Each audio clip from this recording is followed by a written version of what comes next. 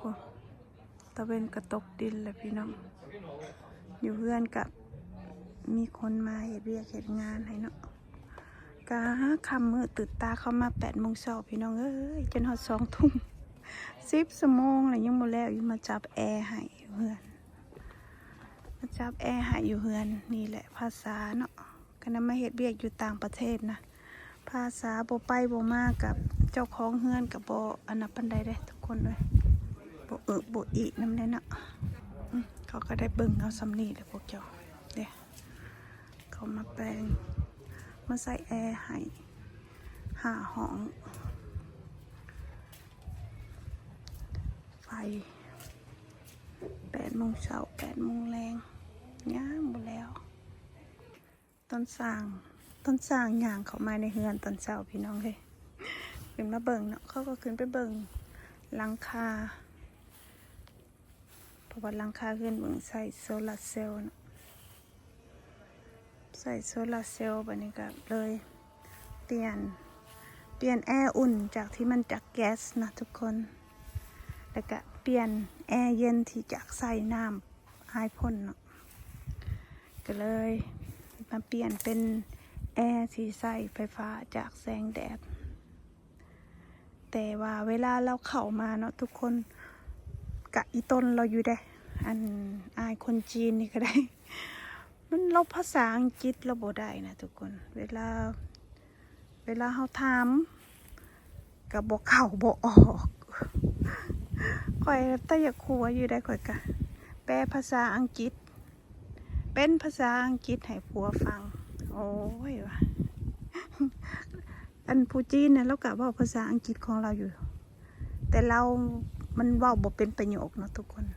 ภาษาอังกฤษคะแนนมาเว้าบ่เป็นประโยคบ่ติดบ่ต่อกันนะคนต่างประเทศเขาบ่เข้าใจเลยเขาบ่เข้าใจจักดีนี่แหละก่อยก็ต้องจับประโยคของเราเอามาเว้ามายังใส่กันแล้วก็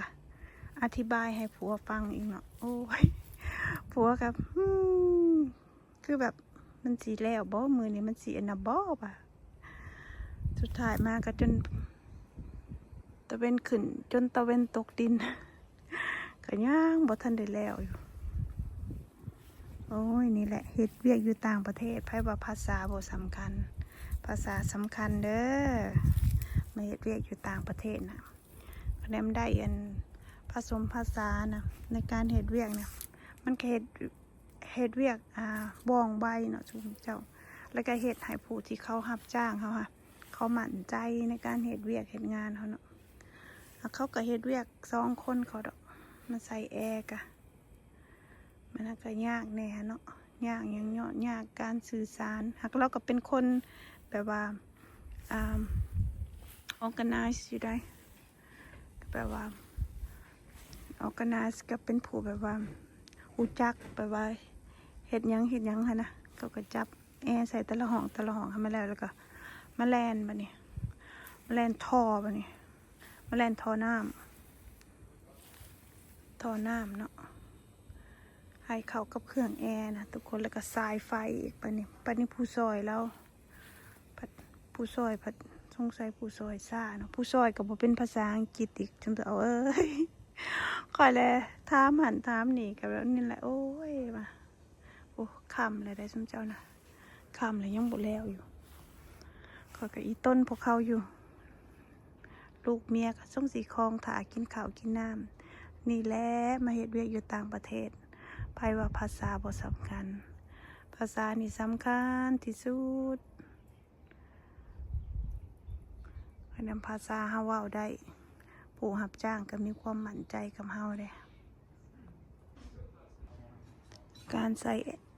แอร์อยู่ต่างประเทศก็หมดไปหลายหมื่นอยู่ได้ทุกคนเลย